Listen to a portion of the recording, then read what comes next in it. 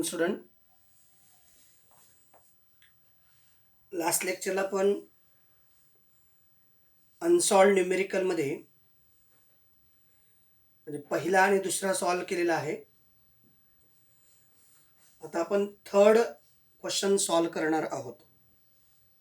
Unsolved मधला question number म्हणजे question number 5 मधला थर्ड म्हणजे C.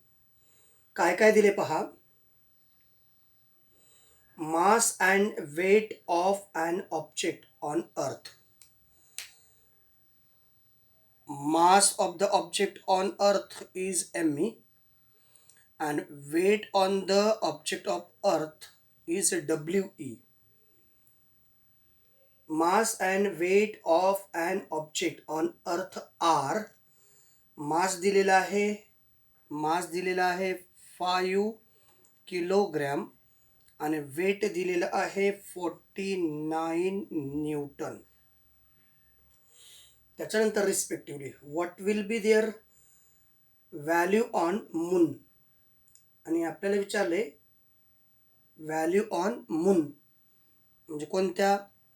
Mass on moon and weight on moon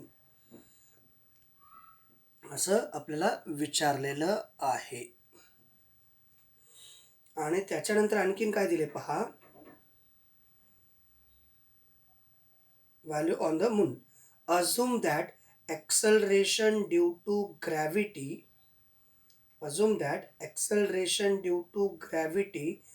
on moon.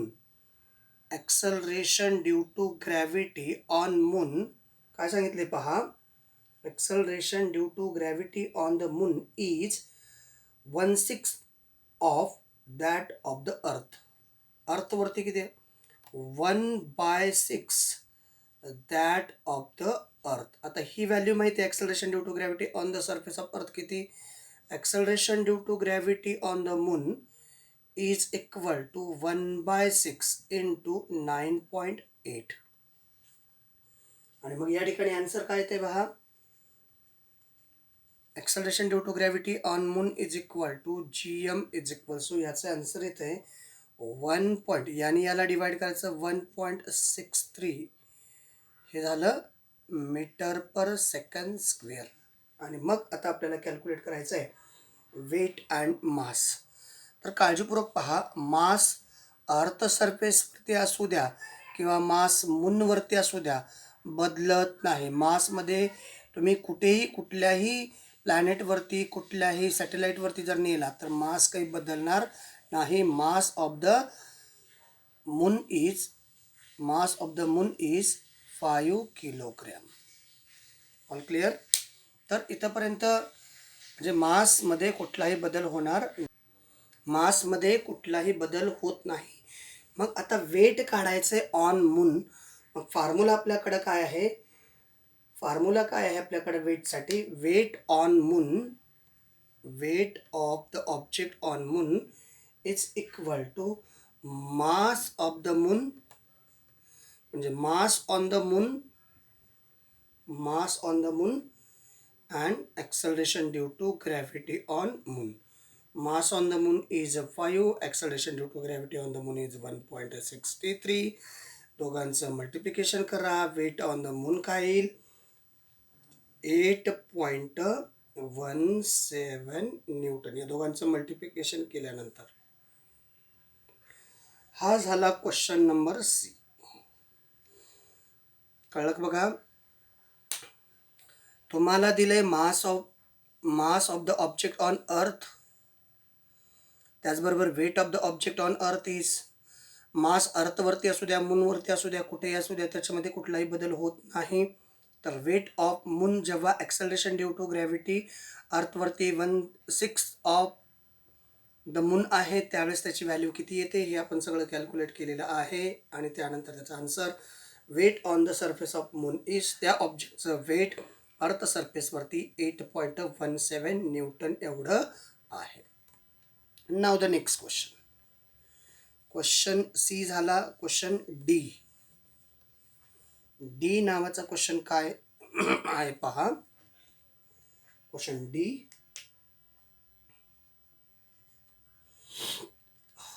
an object through vertically upward. समजा हा earth surface आहे आणि हा ऑब्जेक्ट आपण अपवर्ड डायरेक्शनला फेकलेला आहे. Earth through vertically object through vertically upward reaches at a height of 500 metre. जेव्हा हा object इथून वरती फेकला, या डायरेक्शनने फेकला, तेव्हा त्यांनी 500 मीटर एवढा उंच पोचलेला आहे. 500 मीटरवरती पोचला. What was it's initial velocity? तुम्हाला यू कॅल्क्युलेट करायचा आहे. इनिशियल वेलॉसिटी किती आहे and how long will it object take to come back? how long म्हणजे तुम्हाला आणखीन काय कॅल्क्युलेट करायचं आहे? टी कॅल्क्युलेट करायचं आहे. किती वेळानंतर तो ऑब्जेक्ट पुन्हा वापस येतो. How long will the object take to come back to the अर्थवरती किती वेळानंतर तो ऑब्जेक्ट वापस येतो. आणि जीची व्हॅल्यू कन्सिडर करायला सांगितले 10 मीटर पर सेकंड स्क्वेअर. ही जीची व्हॅल्यू कन्सिडर करायला सांगितलेली आहे. मग जेव्हा ऑब्जेक्ट इनिशियल वेलॉसिटी काय आहे हे आपल्याला कॅल्क्युलेट करायचं आहे, करणार आहोत. जेव्हा ऑब्जेक्ट सर्टन हाईटला पोचतो, हे 500 मीटर हाईट आहे, या हाईटला पोचल्यानंतर या ठिकाणी व्हीची व्हॅल्यू 0 येते, फायनल वेलॉसिटी 0 येते. म्हणजे आपण त्याच्याशी संबंधित एखादं इक्वेशन यूज करून, म्हणजे व्ही किंवा यू, यासाठी 3 इक्वेशन आहेत. V is equal to U plus A T, त्याच्यानंतर S is equal to U T plus half of A T square आणि V square is equal to U square plus 2as. आता yes म्हणल्यानंतर याच्यामध्ये पण yes आहे, याच्यामध्ये पण yes आहे, पण हे यस कॅल्क्युलेट करण्यासाठी ऑलरेडी आपल्याला एस दिलेला आहे. मग काय काढायचं आहे आपल्याला? आपण काढणार आहोत इनिशियल वेलॉसिटी. मग इनिशियल वेलॉसिटी कॅल्क्युलेट करण्यासाठी हे 2 इक्वेशन आहेत. पण या ठिकाणी टाईम पाहिजे, इथं टाईम दिलेला नाही. आणि या ठिकाणी मग आपण या फॉर्म्युल्याचा यूज करू शकतो. तर फॉर्म्युला आपण यूज करू. V square is equal to U square plus 2gs. All clear? मग जेव्हा ऑब्जेक्ट अर्थ सरफेसच्या अपोजिट डायरेक्शनने जातं, तेव्हा हीच value -10 metre per second square अशी येते. मीटर पर सेकंड स्क्वेअर अशी येते. मग इनिशियल वेलॉसिटी काढायचं आहे आपल्याला. फायनल वेलॉसिटी काय येईल? 0चा square is equal to initial वेलॉसिटीचा स्क्वेअर प्लस 2 इंटू ब्रॅकेटमध्ये -10 इंटू यस किती आहे? यस आहे 500. मग इथं आला 0 is equal to U square plus या ठिकाणी काय येईल? -20 इंटू 500. मग U square is equal to, हे जर इकडे घेतलं तर हे प्लस होऊन जाईल. इथं आलं 1000. 5 दुनी 10, 10,000 येईल. हे 3 शून्य आणि 5 दुनी 10चा 1 शून्य. मग U is equal to square root of 10,000 आणि U is equals to answer येते 100 meter per second. That is a initial velocity of the object. ही एवढ्या इनिशियल वेलॉसिटीने जर ऑब्जेक्ट अपवर्ड डायरेक्शनला मूव्ह होत असेल, अपवर्ड डायरेक्शनला जर तो ऑब्जेक्ट या इनिशियल वेलॉसिटीने जर मूव्ह होत असेल, तर तो किती वेळात 500 मीटर डिस्टन्स कव्हर करतो. मग आता आपल्याला कॅल्क्युलेट करायचं आहे टी.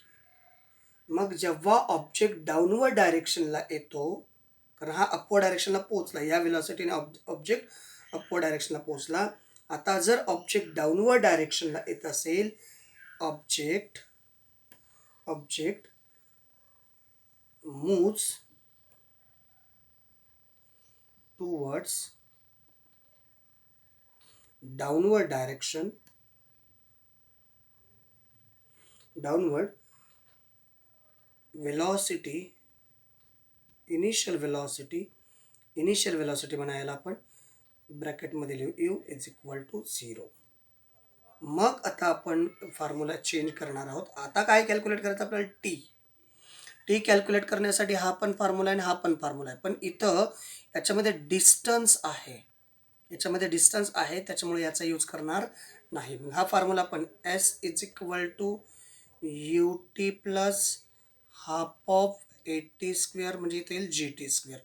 आता जीची व्हॅल्यू या ठिकाणी प्लस असेल कारण ऑब्जेक्ट कुठे आहे डाऊनवर्ड डायरेक्शनला. मग एस किती आहे एस कॅल्क्युलेट केले आपण एस आहे 500 कॅल्क्युलेट केल्याने ऑलरेडी गिवन आहे. इनिशियल वेलॉसिटी आपण काय कन्सिडर केलं या ठिकाणी 0 इंटू टी प्लस 1/2 इंटू जीची व्हॅल्यू 10 इंटू टीचा स्क्वेअर. मग 500 इज इक्वल्स या दोघांचं मल्टिप्लिकेशन झालं 1/2 इंटू 10 इंटू टीचा स्क्वेअर. याला डिवाइड केलं तर इथं काय येतं फक्त येतं 5. हा 5 इकडं आला तर 500 divided by 5 is equal to T square. 5 one the 5 T square is equal to 100 आणि T is equal to root 100 म्हणजे T is equals to 10 second. म्हणजे जाण्यासाठी 10 आणि येण्यासाठी 10. अपवर्ड डायरेक्शनला जाण्यासाठी 10, डाऊनवर्ड डायरेक्शनला येण्यासाठी 10 म्हणजे T is equals to 20 second.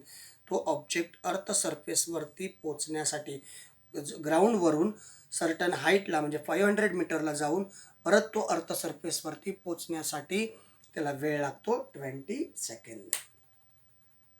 चला हा पण क्वेश्चन आपल्याला क्लिअर झाला असेल अशी आपण अपेक्षा ठेवायला काही हरकत नाही. चला क्वेश्चन नेक्स्ट काय आहे कोणता झाला डी झाला. आता पाहायचा ई. Question number E. सगळ्या कन्सेप्ट क्लिअर झाले का पहा. क्वेश्चन ई आपल्याला पाहायचं आहे.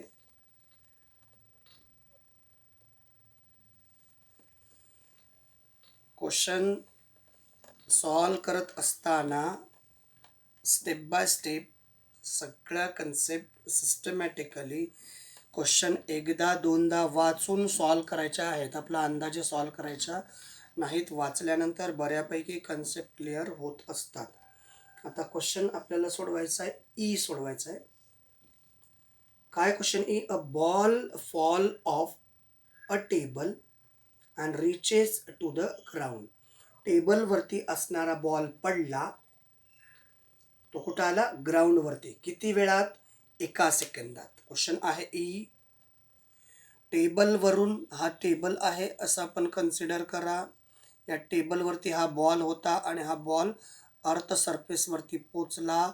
किती सेकंदात 1 सेकंडमध्ये तो बॉल अर्थ सरफेसवरती पोचला. म्हणजे या ठिकाणी तुम्हाला दिलं T is equal to 1 second not for 0 second 1 second. जीची व्हॅल्यू कन्सिडर केल्या G is equal to 10 metre per second square. जीची व्हॅल्यू तुमच्याकडे ऑलरेडी दिलेली आहे आणि विचारलं काय आहे calculate its speed on reaching the ground. म्हणजे काय विचारलंय calculate its speed on reaching the ground म्हणजे कुठून तरी म्हणजे त्याची इनिशियल वेलॉसिटी काहीतरी होती. फायनल वेलॉसिटी विचारलेलं आहे. इनिशियल वेलॉसिटी जेव्हा तो ऑब्जेक्ट टेबलवरती होता तेव्हा त्याची initial velocity 0 metre per second होती आणि फायनलला जेव्हा तो ग्राउंडवरती पोचला तेव्हा त्याचा वेलॉसिटी किती होता हे आपल्याला कॅल्क्युलेट करायचं आहे. त्यावेळेस त्याचा वेलॉसिटी किती होता हे कॅल्क्युलेट करायचं आहे.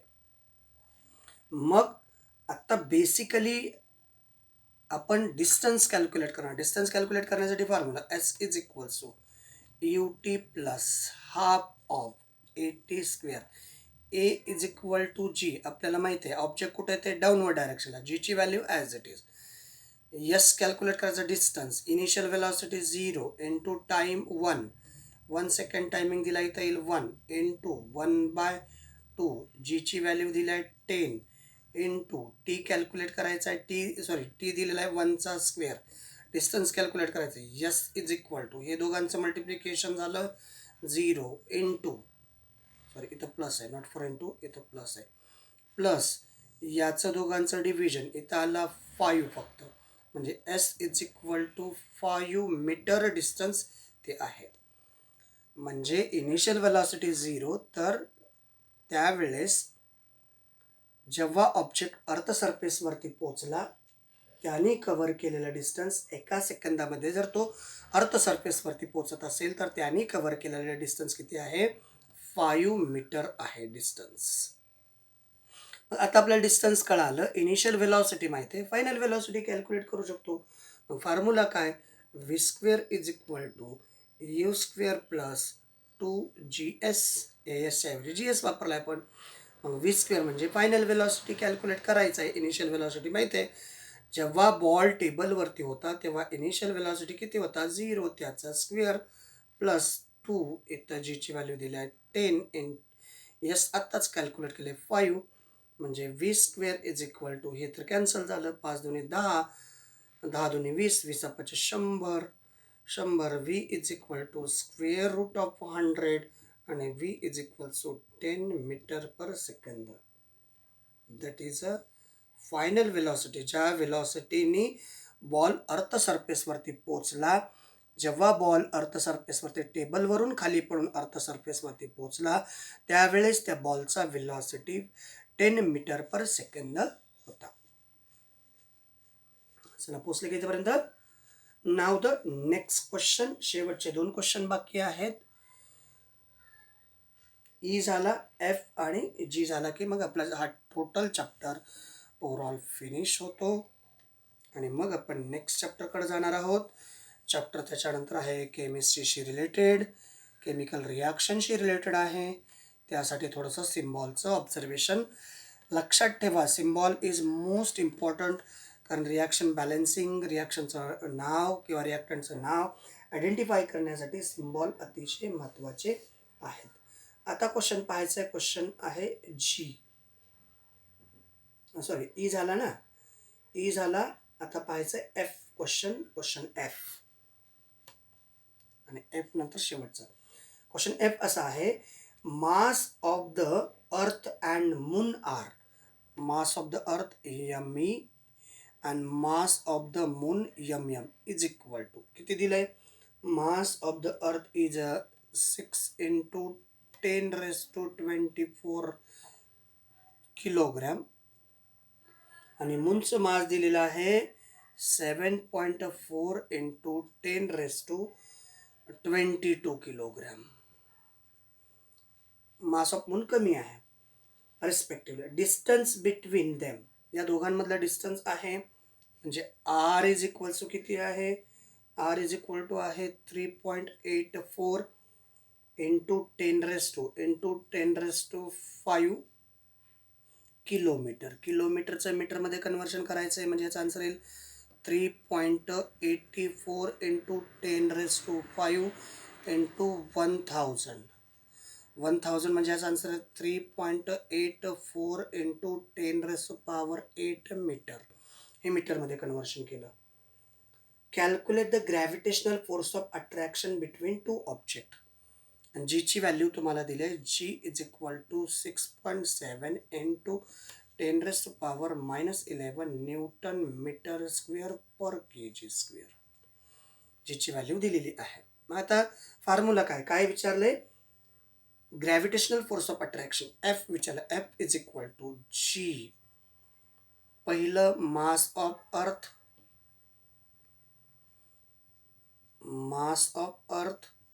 मास ऑफ मून अपॉन आरचा square. F is equal to, हे कॅल्क्युलेट करायचं, एफ कॅल्क्युलेट करायचं आहे. काय कॅल्क्युलेट करायचं आहे? फोर्स ऑफ अट्रॅक्शन इन न्यूटनमध्ये कॅल्क्युलेट करायचं आहे.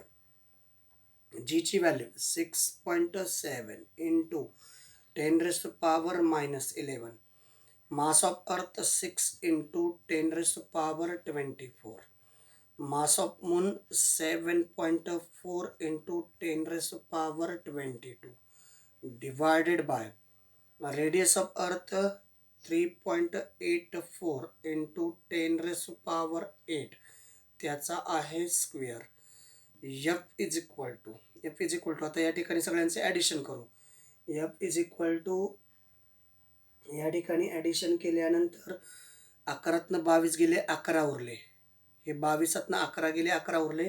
त्या दोघांचं ॲडिशन काय येते बघा, 6.7 इंटू 6 इंटू 7.4 इंटू 10⁻⁴. इथं उरले फक्त 11, कारण -11 + 22 इथं 11 आणि 34. 11 आणि 34 इथं आला 5 आणि हे 35 आला 35 डिवायडेड बाय याचा स्क्वेअर 3.84 इंटू 3.84 10⁻16.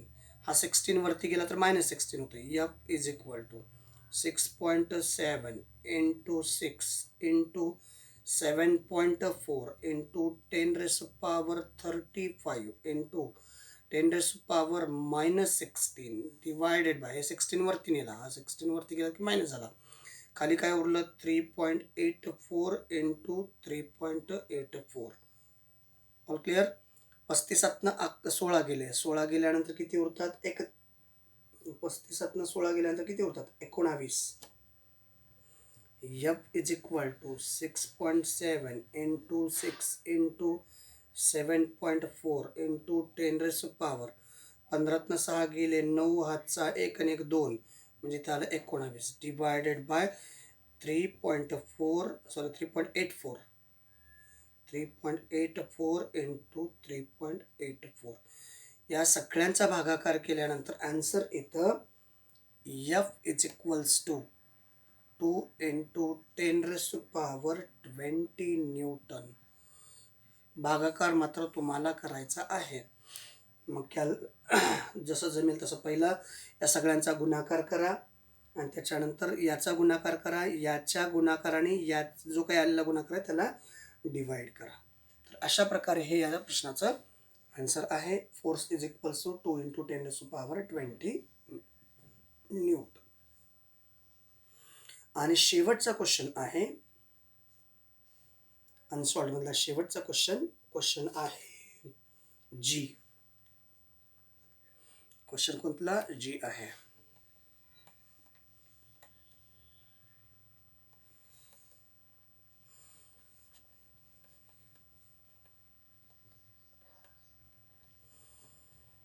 फॉर्म्युले मात्र पाठ करा. क्वेश्चन अवघड नाही आहेत. फॉर्म्युले जर येत असतील तर कशाला काय म्हणतात याला पण काळजीपूर्वक लक्षात ठेवा, म्हणजे तुम्हाला सोडवण्यासाठी सोपं राहील. Question last one, question is G. याच्यामध्ये काय काय दिले पहा. मास ऑफ अर्थ किती दिलंय, मास ऑफ अर्थ आहे 6 into 10⁻24 kilogram mass of earth दिलाय. आणि the distance between earth and sun, म्हणजे आर दिलेला आहे. Distance between earth and sun किती दिलाय, 1.5 इंटू 10⁻11 मीटर. दोघांमधलं डिस्टन्स दिलं अर्थ आणि सन मधलं.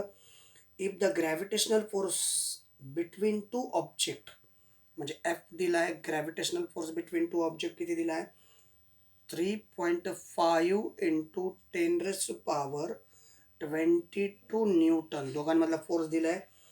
What is the mass of sun calculate करायचं आहे.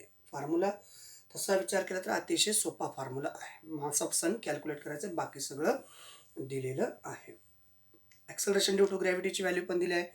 G is equal to 6.7 into 10⁻11 newton meter square per kg square.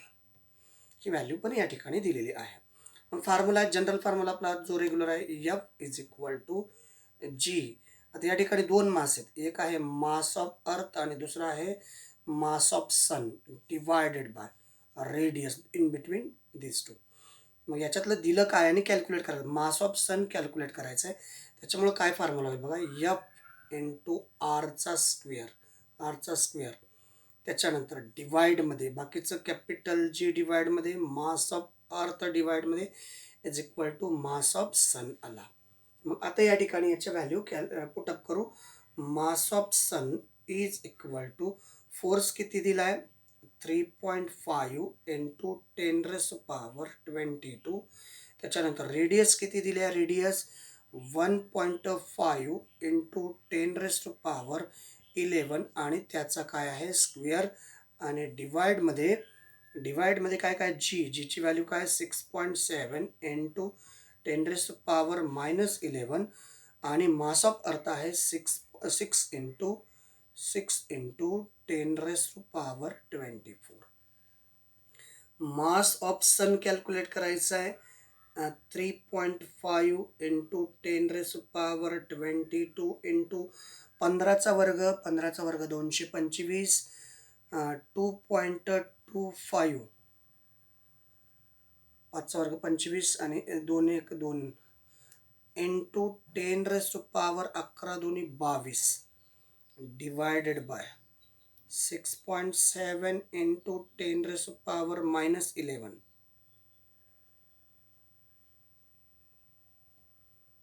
-11 into 6 into 10⁻24. आता हे -11 11तनं हे -11 आहे प्लस 24 आहे. 24तनं 11 गेल्यानंतर याच्यातनं 1 गेला 3 राहतील याच्यातनं 1 गेला म्हणजे 13 राहील. Mass of sun is equals to 3.5 into 2.25 into या दोघांची addition 10⁻44 divided by 6.7 into 6 into 24तनं 11 गेले 13 उरले 10⁻13. 13ला जर आपण वरती नेलं 13ला वरती नेलं mass of sun is equal to 3.5 into 2.25 into 10⁻. आता 10⁻ हा जर वरती नेला तर काय येईल इंटू 10⁻−13. 10⁻−13 जर केला तर या ठिकाणी 44 मधून -13 केल्यानंतर इथं 31 10⁻31